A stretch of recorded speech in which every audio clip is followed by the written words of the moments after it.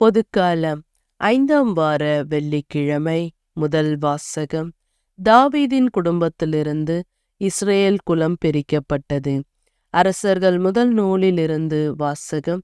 அதிகாரம் 11 இறை வார்த்தைகள் 29 32 முடிய மற்றும் அதிகாரம் 12 19. ஒரு நாள் யெரொபெயாம் எருசலேமிலிருந்து வெளியே போன பொழுது சீலோவை சார்ந்த அக்கியா என்ற இறைவாக்கினர் அவனை வழியில் கண்டார். அவர் புது சால்வை ஒன்று அணிந்திருந்தார். இருவரும் வயல்வெளியே தனித்திருந்தனர்.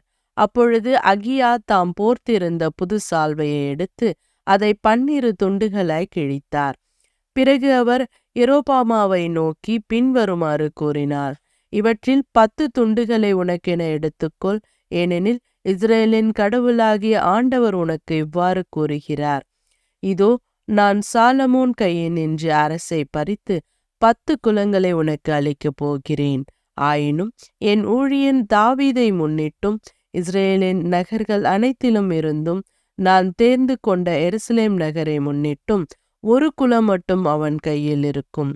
தாவீதின் குடும்பத்துக்கு எதிராக அன்று கிளர்ந்தெழுந்த இஸ்ரேலர் இன்று வரை அவ்வாறே இருக்கின்றனர். இது ஆண்டவரின் அருள்வாக்கு.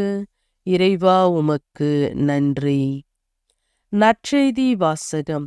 காது கேளாதோர் கேட்கவும் பேச்சற்றோர் பேசவும் ஆண்டவர் செய்கிறார். மார்க் எழுதிய தூய நற்செய்தியிலிருந்து வாசகம். அதிகாரம் 7 இறை வார்த்தைகள் 31 37 முடிய. இயேசு தீர்ப்பகுதியை விட்டு சீதோன் வழியாக சென்று தெக்கப்போலி பகுதி நடுவே வந்து கலிலேய கடலை அடைந்தார். காது கேளாதவரும் திக்கி பேசுபவருமான ஒருவரை சிலர் அவரிடம் கொண்டு வந்து அவர் மீது கை வைத்து குணமாக்குமாறு அவரை வேண்டிக் கொண்டனர். இயேசு அவரை கூட்டத்திலிருந்து தனியே அழைத்து சென்று தம் விரல்களை அவர்கள் காதுகளில் இட்டு உமிழ்நீரால் அவர் நாவை தொட்டார். பிறகு வானத்தை அண்ணாந்து பார்த்து பெருமூச்சு விட்டு அவரை நோக்கி எப்பாத்தா, அதாவது திறக்கப்படு என்றார். உடனே அவருடைய காதுகள் திறக்கப்பட்டன, நாவும் கட்டவிழ்ந்தது. அவர் தெளிவாக பேசினார். இதை எவருக்கும் சொல்ல வேண்டாம் என்று அவர்களுக்கு அவர் கட்டளையிட்டார். அவரது கட்டளைக்கு நேர்மாறாக இன்னும் மிகுதியாய் அவர்கள் அதை அறிவித்து வந்தார்கள். அவர்கள் அளவு கடந்த வியப்பில் ஆழ்ந்தவர்களாய், இவர் எத்துணை நன்றாய் யாவற்றையும் செய்து வருகிறார், காது கேளாதோர் கேட்கவும் பேச்சற்றோர் பேசவும் செய்கிறாரே என்று பேசிக்கொண்டார்கள். இது வாழ்வு தரும் கிறிஸ்துவின் நற்செய்தி.